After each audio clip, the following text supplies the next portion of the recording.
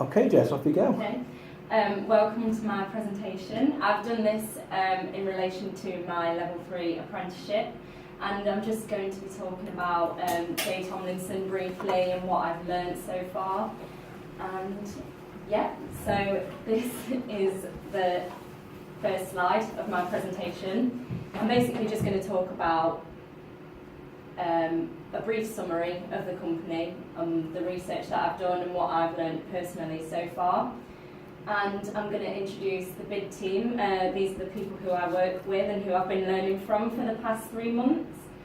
And I'm going to talk about the key elements that are required of me and what I've learnt so far. Okay, so J Tomlinson was first founded in 1950 by the Tomlinson family as an electrical contracting business. And then in 1980, the company expanded from the office in Beeston, so it went all around the UK, and it became a substantial regional mechanical and electrical contractor. And then in the 1990s, the company was developed even further to provide a complete range of building solution and services. And then in 2010, J Tomlinson had flourished to become a major operator in its sector after achieving significant growth. And now, well, we're not in 2016 anymore, we're in 2017, but towards the end of 2016, J Tomlinson has grown massively, and it now offers a fully integrated solution covering the whole building life cycle, from construction to refurbishment, repairs and maintenance, mechanical and electrical services and facilities management across the East Midlands and West Midlands and Yorkshire. Okay, so now I'm going to introduce the BID team. This is the people who I've been working with for the past 3 months. Okay, so we've got Claire Kershaw, who is the Business Development Manager. She's responsible for acquiring new customers to the business and making sure that we make a good impression. My line manager, Steve Timmins, who is head of bids, he is responsible for submitting a completed bid to an existing or prospective client on time, and he's got to make sure that it's within budget as well. And then we've got Jo Hill, who is the bid manager. She interacts with everyone in the bid team to make sure that we deliver a good proposal and determine the needs of the potential client that we're working with. Then we've got Tom, who is our bid writer. He prepares a proposal structure to win the work and the contracts, which require him to work really hard on writing some bid responses. And then we've got Charlotte, who is our graduate bid assistant. She helps everybody, mainly Tom and Steve, to conduct cost estimations such as developing bid proposals and negotiate supply contracts with the clients.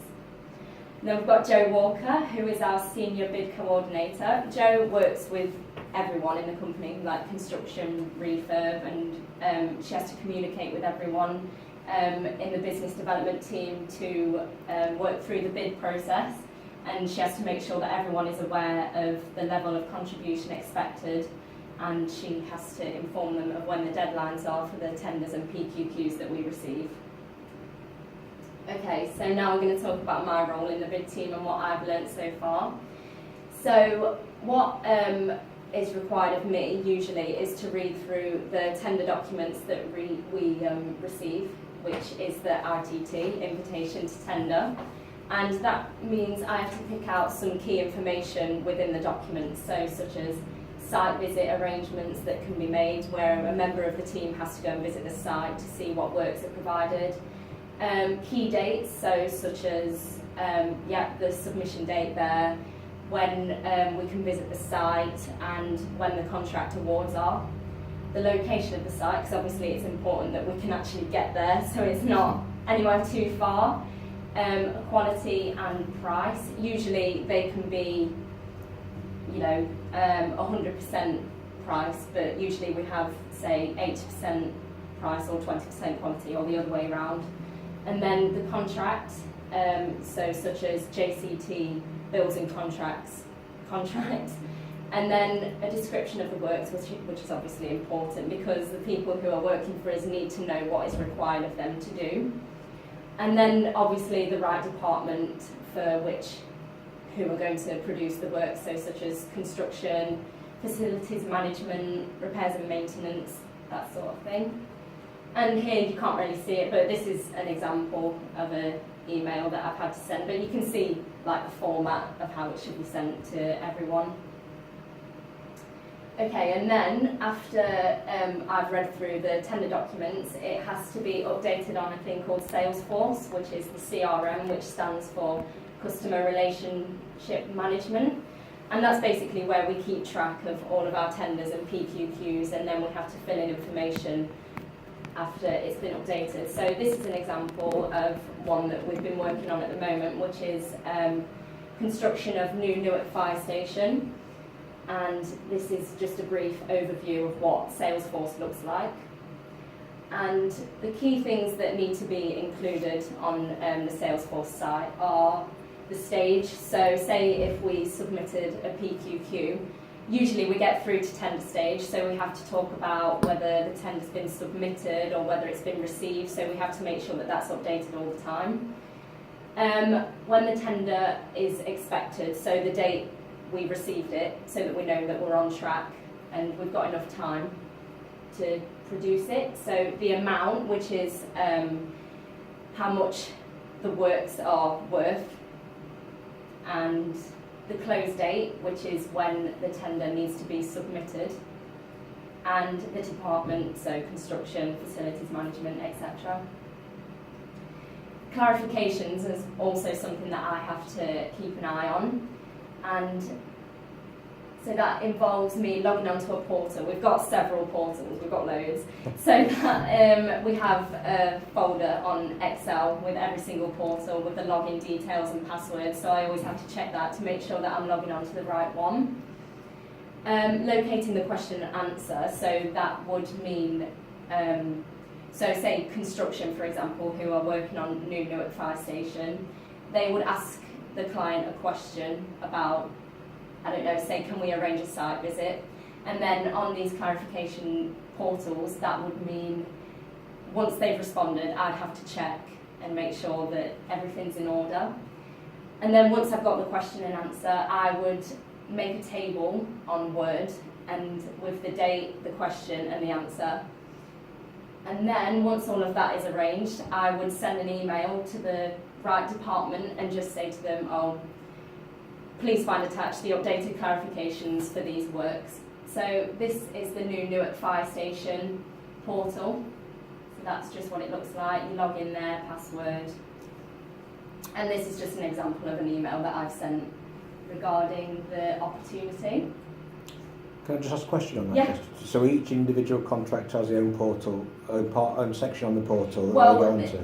Say another one, for example, Yeah. which is Loughborough University. We have multiple opportunities on that portal. Is that so the one I looked at when I was doing observation? Loughborough, yes, wasn't it? Yeah. Okay. So, for example, on say this one up here, it says Yeah. tenders. So that means there's multiple opportunities Okay. in that tender list. So you have to make sure you're getting the right one, so it doesn't get confused. Yeah. Excellent. Thank you. And then usually we have to, well, I have to arrange a courier to come and collect our tender submission and then send it off to the client. So that means I have to get in contact with Fastlane, which is based in Derby, and I call them and I just say, oh, can I book a courier please? We want it for, say, Friday the 13th of January, collect at 9:00 a.m. please, to be taken to New Newark Fire Station for 12, because that would be our submission time. And what's the latest you can arrange a courier? What's the latest sort of deadline in terms of notice you have to give them? You can arrange a courier anytime, because it happened a few days ago actually. We had some people in the business, they were falling a bit behind on some works, and then last minute I had to phone the courier. It was a few days before, it was the Friday before. Yeah. It had to be submitted on the Monday, and it was the Friday before I had to ring the Fastlane and just say, oh, can we rearrange the time that you're coming to collect the tender documents, please? And they were fine with it. So I think they're a 24-hour Excellent. business. Thank you. And then I also have to request a price just to make sure everything's in order. And do you have a budget in terms of price, what you can use with them? Do you have to get it authorised over a certain amount, or do you have... Not that I'm aware of, I'm not sure. But Okay. I'll just get a price. It's not usually too much, depending on where the location is. So, Okay, excellent. thank you for listening to me. Okay, thank you very much. I'm going to switch the recording off for the video now, That's and then fine. we're going to go on to the tape, so I'll give you some feedback in a second on that.